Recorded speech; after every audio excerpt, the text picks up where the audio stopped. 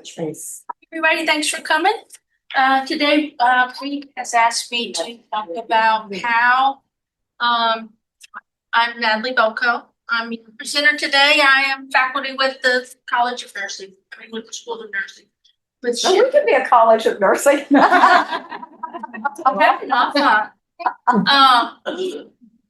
Bree has asked me to come and speak to you today about different ways that I use AI every day to help try to streamline my workflow, make my day a little easier. So today I'll give you a couple of examples of how we go about doing that. By no means do I expect you to be an AI expert after we leave today. In fact, I was learning things out in the hallway, so there's something I learn every day, right? We could share ideas and go from there. But my hope is that there might be at least one thing that you can take home today and start incorporating into your workday. Okay. I've given you some handouts. Maybe you could take those home, write some little notes on it today as we talk, and think about how this may have helped you, or at least given you an idea of where to start.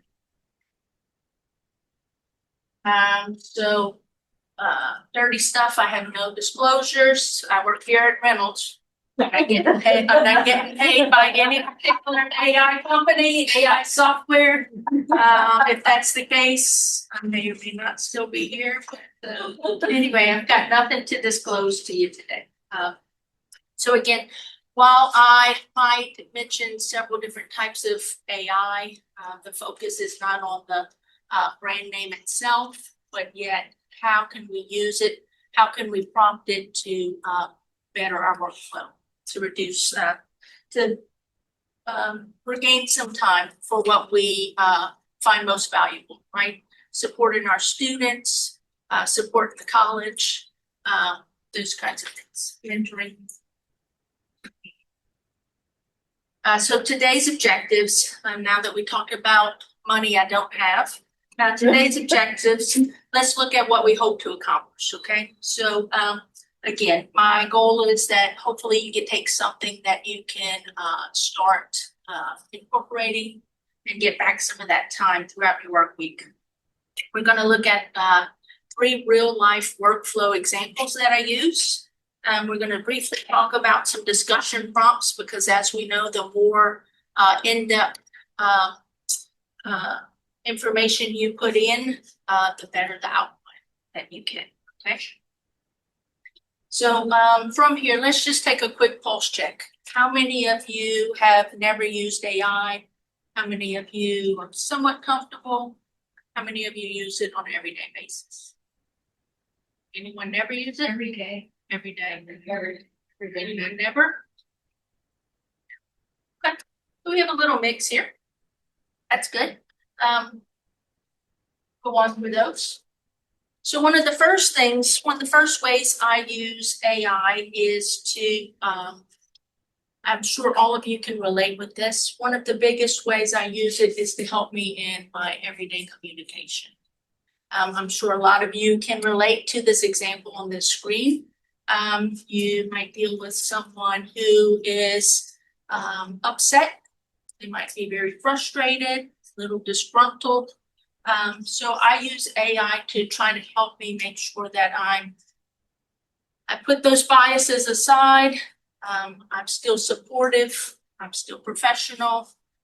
Do I still sleep on these types of emails? Absolutely. I'll sleep on them overnight before I respond, just to take away that reaction. But AI is one way that helps me respond in a more professional, supportive manner. So the example here is a student that may write to you. The student is upset, they're frustrated because they turned in their assignment late. 24 hours past the due date. They may not have reached out to you asking for an extension. And so I will use it for something like this, but keep in mind that protecting our students' information is the absolute #1 rule, right? So anything like this, I don't input any student data. I don't put any identify information into there. So my prompt is just very vague, very generalized type of situation. So I might say something like, help me respond to the student's email. They're upset because they lost points because they submitted their assignment late. They didn't ask for an extension. Above all, I still want to be supportive. I want to be mentoring, professional, organized. And then so AI will help me with the draft. Okay. It's not replacing my expertise. It's not replacing my voice. It's just giving me a rough draft to start with so that I'm not starting from scratch, if that makes sense. That's one of the best student emails I've ever seen. I think maybe that student you said. I started that email. I can tell you that when they send emails these days, they are Yep. more courteous than I've seen in the past. That we've seen in the past, that's right. So again, AI is not taking away my expertise, okay? Another big way I use AI on a regular basis is I use AI to help me with instructional design, help support my instructional design. So one of the other things, again, it helps me create a draft fairly quickly. I'm not starting with a blank piece of paper. So I might, it's important that whatever assignment I'm making, I start with my learning objectives. What is it I want my students to learn, right?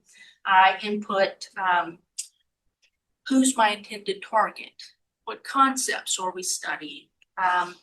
What are the particular behaviors that I want to see the students get from this? Okay.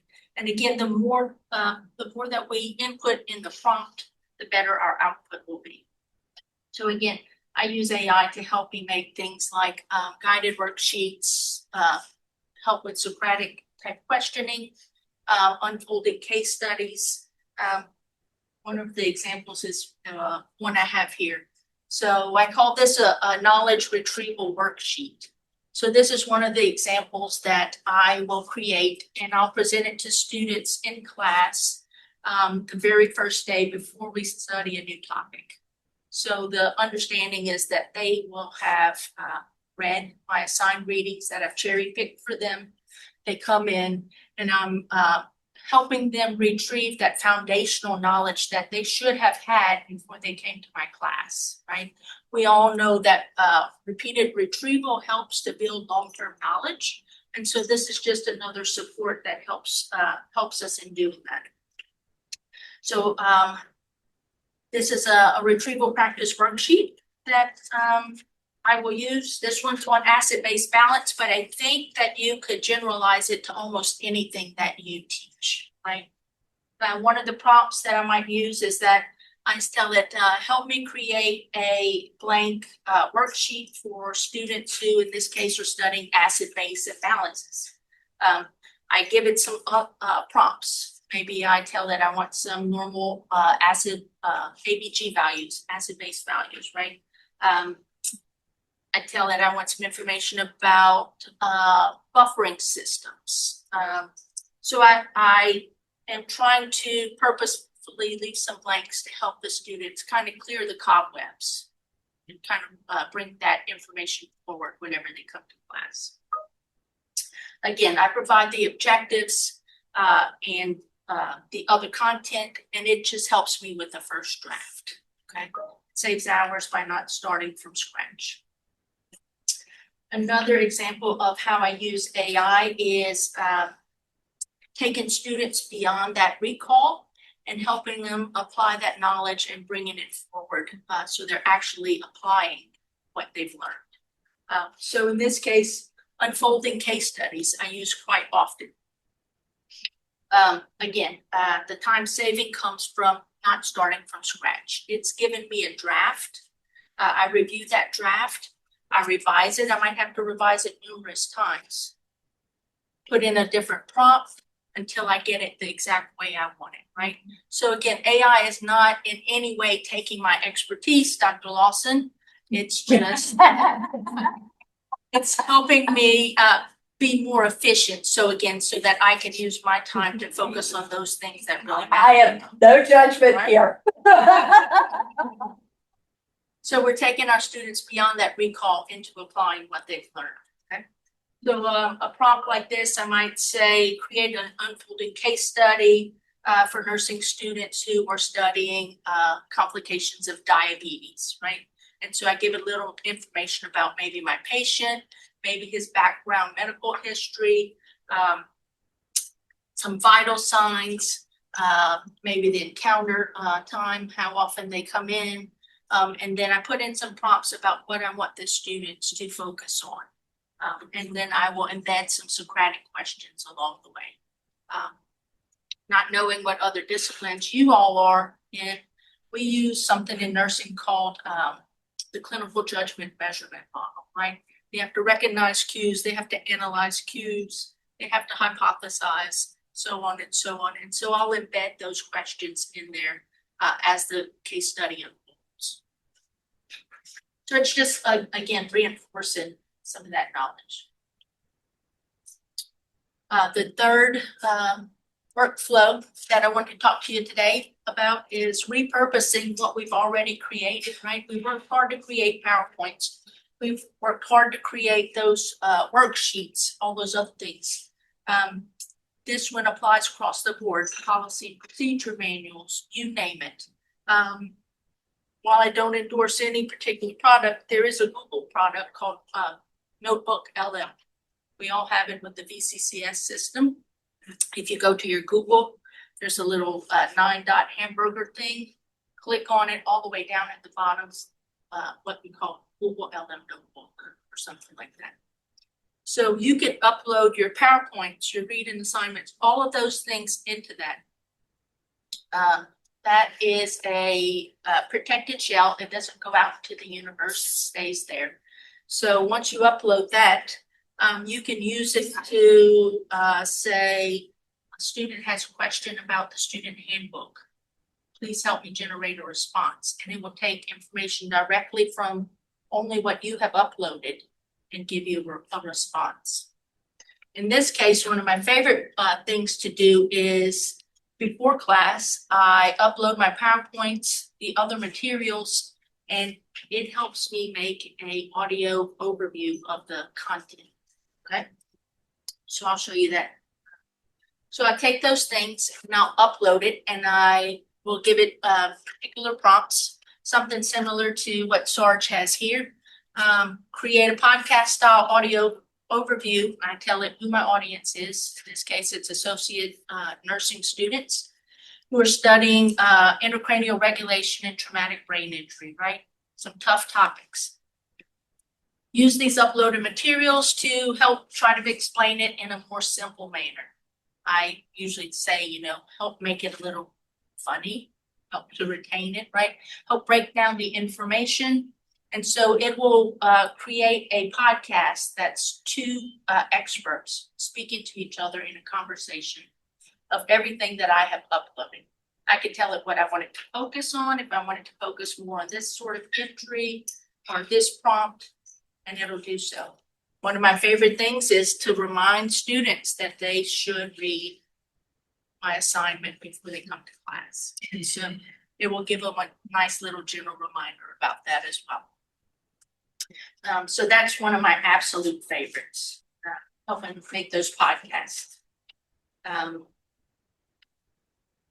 So whose voice is on the podcast? That I can't change. It's a male and a female. I also Really nice voices. I also went. We Really nice, like, attended one of the accessibility sessions today. Yeah. One of the issues with the audio podcast is that you either have to have closed captioning or you have to have a transcript, right? So there is a way that through Google LM or Notebook LM, you can take that audio overview file, you download it back to itself, and you say, now make me a transcript of this audio overview. And in this case, it has two speakers, male and female. So you could say, make sure that you identify the appropriate speaker as host 1 or host 2. Make sure that you pronounce clearly. Make sure that you don't use any unapproved abbreviations, those types of things, and it'll spit it out for you. You just copy and paste it onto a document and you can post it along with the podcast. Oh, wow. So it does help make our lives a little easier. So that being said, the underlying thing for today is, am I worried that AI is going to take my job? No, I'm not worried about AI taking my job, right? AI can't critically think for me. It can't take away my own professional judgment, right? It can't take away my expertise or the experience that I have, my lived experience, right? As a critical care nurse. So by no means am I worried about that. AI is taking away my job. But what AI can do is keeps me from starting from scratch, right? It gives me a draft to start out with that I can refine, to reorganize, tweak. But at the end of the day, it's still my responsibility to make sure that it's accurate, it's appropriate for whatever I'm using it for. I take all responsibility for that product. So that being said, we talked about a couple different ways that I use AI. We had a conversation out in the hallway. Would you mind just sharing briefly on what you were telling us? I was a complete novice at the beginning of the summer. But I have a good friend who's a former software engineer turned psychiatrist. So human software now. Wow. But he's like an APA expert on AI and all that. And he turned me on to Claude for work. That's the one for real work. And I just started, like, help me with my syllabus. And what I've gotten to is the point where Claude will now generate my syllabi and my Canvas courses, organizing things into 7 or 15-week sessions, recognizing the dates. The lessons and then I upload that into the Canvas shelf. The lessons I learned over the summer was that the more of my old work, my syllabi were a mess. And it seemed like every semester there'd be new guidelines we'd have to include, and you're forgetting something, or it's in a different font than whatever, right? It just took all that work away. I've trained it or it's not training, It's learning. giving it the information, but now it knows to check Reynolds teaching policies and student policies. Both when I sit down to do next semester's classes, it will have already checked to see if there are any policy updates that need to be included in the syllabus. I told it, go out into the world and learn about tilt-tad. So I want you to format not just the assignments, but every learning module is now tilted. I teach communication studies. It goes to the National Communication Studies. I told it what journals I like to look at. And then I fed it like 5 years of syllabi and assignments and quizzes, and over a period of maybe 2 or 3 weeks, it's my courses, but polished, cleaner, easier to navigate. Organized. Yeah, it's just not as haphazard or clunky as I'll change these 3 things, but I forget those 3. It just goes through and it cleans it all up and makes it nice and neat for me. And so I've been now thinking about how do I pull out the communication specific stuff so that I can share it with colleagues. And now you just can stick this thing in and say, I'm teaching education courses at Reynolds, and it'll start asking you, what are the professional organizations you want me to look at? What is some, don't forget to give me your assignments, give me some old syllabi. Claude doesn't do all that automatically. Claude's the AI company. It's by Anthropic. It's like ChatGPT. Yeah. It- Copilot. Copilot, Copilot, yeah, and- Gemini, yeah. Claude's the one I started Yeah, using your buddy because Jeff. that's what my friend It's says. better than I think any of it. That's It does text. it's meant to do What, Jeff? it's meant to be a coworker. It's not a chatbot. Right. It's your assistant. Yeah. It's, yeah, But you tell it these things and it'll I. go pull it all together. You can do the same with Gemini. So as you can see, like, we could spend all day talking about Oh, different ways that we. I mean, I was like, every day I'm texting my friend, I'm like, guess what, Claude and I did this morning? Claude did this morning. So I have a Lost my- question.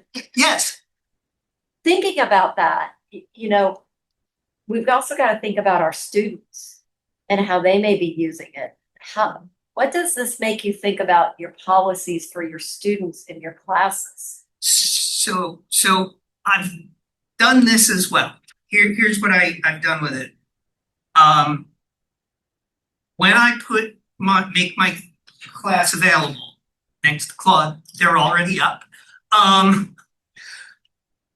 I make an AI disclosure video where it's not even written because I don't assume they're gonna read. You know, I make a video and I tell them up front, this is how I am using AI in this class. This is where you'll see the fingerprints of AI. Here's what I use it for, here's what I don't. I will never use it for grading. I mean, I will read your assignments and assess them. I'm not playing around with feeding anything into Claude Right. at all, Right. or AI for that. Here's what I will use it for, here's what I won't. Here's where I think you could use it in this class. Here's where I think you shouldn't. And the analogy that my friend suggested is, you know, when you're, I'll say for this crowd, when your NP tells you, you know, you need to go walk 5 miles a day. They're not telling you get 5 miles from your home and you go, well, I'm going to do what the doctor told me, the nurse told me, and I'm going to drive 5 miles from my home. No, the point was the exercise, the getting that work done. You might be able to submit some homework that I'm not, you know, you did it on AI and I won't tell the difference. And you could get away with that. But you just drove 5 miles. You didn't get the 5 mile walk that the doctor told you you needed for your health. Yeah. That was the New York Times article, I think. What You got that from the Times? I believe that. No, it's similar idea, not the new, did you say nurse practitioner? You might have said nurse practitioner in the Times article, but that it's the exercise of, you know, like today I'm doing a AI project for the students that they're gonna use AI to create a case study, specific parameters.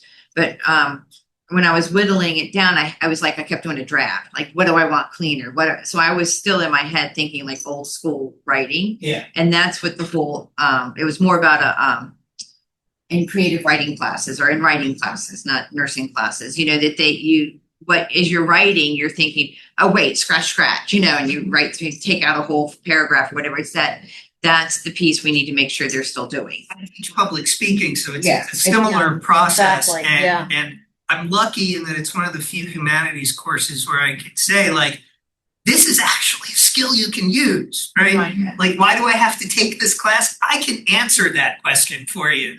I can't tell you that in my film appreciation class, but I can tell you why you need this one. With AI, it's yeah. the same. You can't just memorize, if you're gonna public speak, I can't just memorize what AI spit out for me. Yeah. Because sometimes we all know we pivot in the middle, like this wasn't exactly how she talked to herself in the car today coming. You pivot, you know what I mean? You pivot or you get on a side track or whatever. And if you've only spitting out what AI gave you, then you're not gonna be a good public speaker. The other thing is audiences and our students in particular are very good at recognizing AI generated slop is what they Right. call it, right? So if you're just reading from AI slop, your audience is going to know you're reading something Right. that artificial intelligence produced. It's not your voice. Exactly. Exactly. So you need to figure out how to get your expertise, your credential in there, and distinguish yourself. And I often point out AI is trying to be average, right? It's amalgamating everything into an average response. You don't want to be average. You want to be above average. And you want to be that public speaker that has the voice and the character, and the expertise. Yeah. but when you're up there, some people can talk with no expertise, Right. but they have great character, and that AI is not going to give you. Students using AI in general, yes, but Claude is probably not zero, but very low because it gets expensive too. Yeah. Oh, I only use Gem. Especially if Gem's you my pay more, boyfriend. so- Gemini. So, like for example, I use Claude Code, but like I was talking to him before, I have instruction from Claude in the background. I got in different subjects from everything from, okay, this is the behavior I want you to display, the writing style, the tone, the thinking, the context when you respond to me. I give it modes and a verb mode and an output mode and so on. So basically I'm giving it a North Star. I want you to be more like me Right. in responses. And I just feed it data. Like for Claude Code, I have different areas within my virtual machine for Claude Code where it does threat intel for me. It does deep research of all the vulnerabilities that are going on for higher education. And it spits out biweekly reports to me automatically that I can look over and verify and see, okay, well, I have a Meraki switch that is an active session right now that could be possibly vulnerable. It's helped me so much in workflow and analysis and everything, especially with vulnerability events that rentals get hit with. But like as we were talking in other class, it comes down to I know the basics though. I just don't heavily rely on Claude. It's just a tool just to get me moving in a faster, in response time. Oh, and that was my three drafts today that I did in 45 minutes, maybe between that and uploading and looking at it and tweaking it on my own and whatever. Where 3 drafts, if I had handwritten that 6 pages. But like I was discussing in last AI class, if you're worried about doing the cheating, especially when it comes to documents, it's an easy way to find out they're cheating by looking at the metadata behind the scenes. Like, for example, Word. Go to File, go to Info. If you see their modified date and so on is the exact same date time, that's a clue that most likely they copied and pasted. If their working time on a working document, like say an essay that's over 1,000 words, or is like maybe 10 minutes or 0 minutes, that's a flag right there that, hey. Or different author. Huh? Or different author. Yeah, different author. If the author is blank or it says Python, that's like, okay. So in those cases, you could use that as an assignment, say, okay, I'm okay with you using some guided AI. However, I would like you to submit your prop log, and periodically along the way, submit that along with your paper. You could also say, is this paper accurate? Because we all know that AI can hallucinate as well, right? So compare and contrast, right? If you look at your handout, AI has actually hallucinated that the dude has 2 hands. He has 2 left hands. Oh, see, I didn't even catch that. Right? I didn't even catch that. Right? So it's funny. He's got 2 left hands. 2 left hands. But that's a good.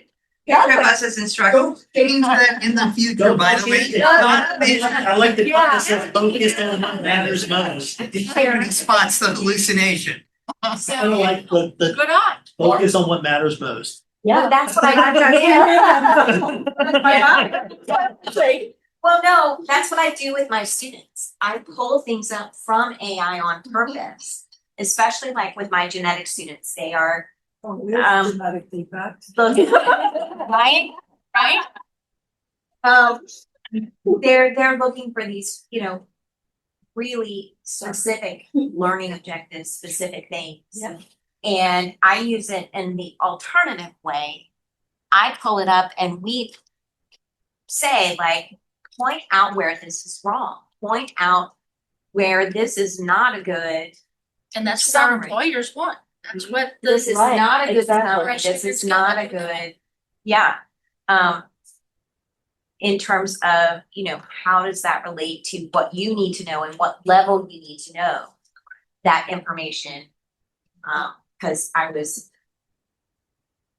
seeing some patterns in some of the things that were being turned in for lab reports and that sort of thing. And, we kind of took time in class, folded up using AI to kind of address the elephant in the room of, yeah, but AI is not good at this yet. AI is not good at that yet. And it helps them see, hey, this is a different level of where I need to be with this. But yeah, he's got two hands. Him and Chevy gave a session this morning about program health. And how do we know that students are actually meeting your expectations and your outcomes? So if they were to use AI 100% on an assignment, they wouldn't necessarily be able to verbally articulate that to you, right? Or to teach someone else about it or carry it forward. So just another way that you tell that they probably used it in a. Just wait till quantum computing is a. Yeah. Thank you all for coming. Yes, thank you now. Yeah.